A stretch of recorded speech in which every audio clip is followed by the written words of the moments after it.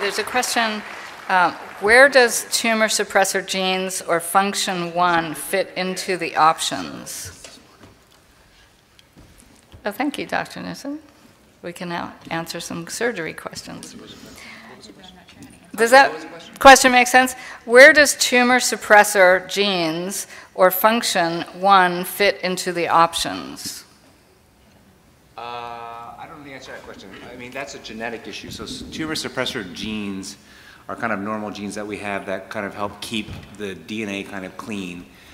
Sometimes they're also seen as cell cycle regulators, which actually have sometimes been shown to be problems in neuroendocrine tumors, especially in the CDK thing. But I don't think we have any good drugs right now that kind of affect those things that I know of. Yeah, I agree. Yeah.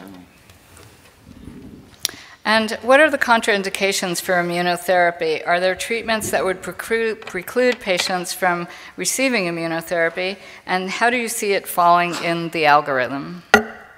I'll take a first step, but others are welcome. So I would say that there are certain medical problems that patients may have that might make immunotherapies less safe. So if someone has ulcerative colitis or chronic immune conditions, those patients are generally excluded formally from the clinical trials, but it's really for safety. So I think it's unknown outside of a clinical trial how safe those types of treatments might be. And then in terms, what was the second part of that question?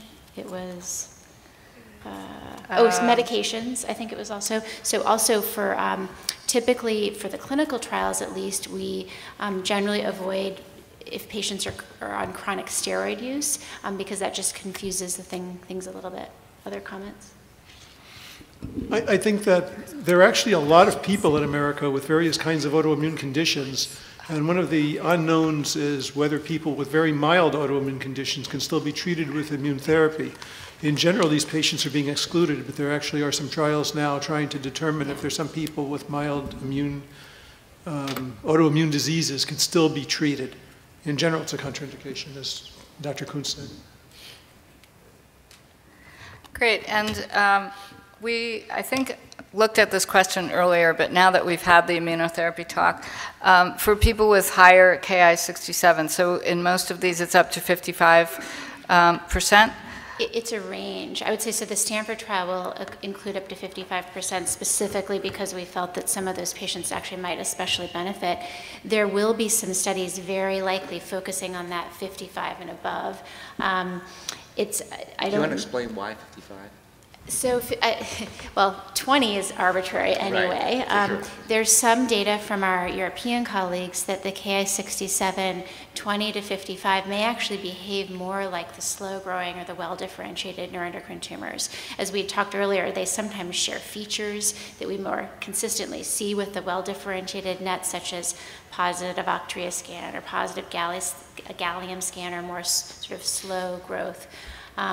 And that cutoff of 55 came from some responses to chemotherapy. So patients with the Ki-67 less than 55 tended to not respond as well to platinum etoposide, and tended to respond better to temozolomide and capecitabine. I don't know if you want to add to that, Eric, but yeah, no, it was a trial done by our Norwegian colleagues, and they found that people who had Ki-67 greater than 55% were the ones who really benefited the most from the kind of aggressive cytotoxic chemotherapy, and the ones below that didn't. And the reason that's an important thing kind of in general practice, not specifically for immunotherapy, is that you could have a Ki-67 of right at 20% and be considered high grade, and then get hammered with all this chemotherapy and have no response. And so that's what they were kind of trying to avoid, rather than trying to hurt people with chemotherapy. And I tease about it a little bit as a poison, but it's true. You know, sometimes it can hurt you. When it's used in the right situation, it's actually the right thing to do. Yeah. And go ahead, Ed.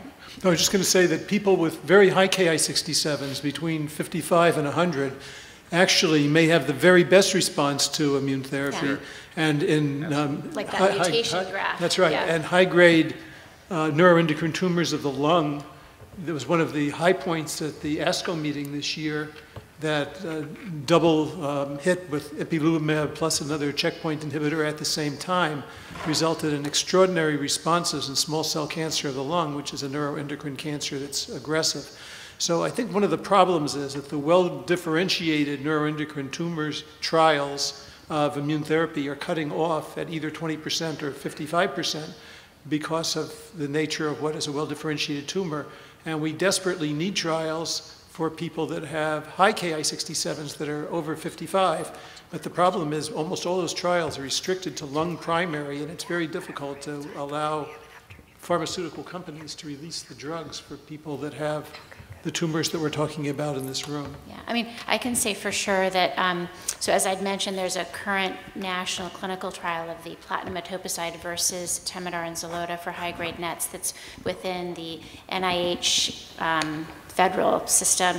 And there is some other interest within that same cooperative group federal system of developing a follow, like sort of a sister study to that, looking at immunotherapy in high-grade NETs. So Jennifer Eads is at Case Western. She leads that study that's currently open, and she's thinking, I think you were at the meeting when we talked about that. We desperately need such a trial to open. Yeah. Do you think immunotherapy is best for systemic disease for a person who has a majority of bone metastases? Unknown. I mean, I would say it is a systemic therapy. This goes back to another question of where will it fall with our other agents. I think it's really not going to be ready for prime time and routine use for a little while, so we won't be able to put it into that algorithm for a bit. Okay, and we didn't have that many questions, so if there are any other comments you'd like to make, it's open. Or we can pull some morning questions on surgery for Dr. Nissen. So I'm just going to repeat the question quickly. For a lung carcinoid, asking about immunotherapy, are there concerns about the existing medications, and will it stabilize the tumors or shrink them, along with the medications? It's unknown. It's a great question. Unknown at this point. I think in some of the other cancers where immunotherapies have been more extensively studied, we have seen tumor shrinkage. And some people have had long periods of where the disease is really in remission. That's for melanoma, for example. I think it's still, we don't know yet what sort of responses we're going to see with in NETs. And right now, I think your other question, was around would we ever combine it with some of the other therapies designed for NETs. I think there's a lot of interest. I will say my personal interest would be looking at it with PRRT. I think because PRRT also will radiation is known to generate an immune response. And so those combination therapies may actually be more effective together. So it's a great question. I think it's unknown. I don't know if you want to. I was actually going to ask you, Pam, you may know better than I believe one of our microenvironment studies is also looking at sometimes treatment induces more mutations in the tumors themselves. And so they're trying to look at, are there some treatment-induced mutations that might make you more of a candidate for immunotherapy? But that's very early in the Don't know. in the The research. possibility of a PRRT trial with immune therapy is very exciting, and we're all hoping that before the year's over, we may actually have such a trial. Yeah. Excellent. Well, thank you very much to our panel for the questions. And in the interest of keeping on time, we're going to move forward to our next talk. We'll invite you back.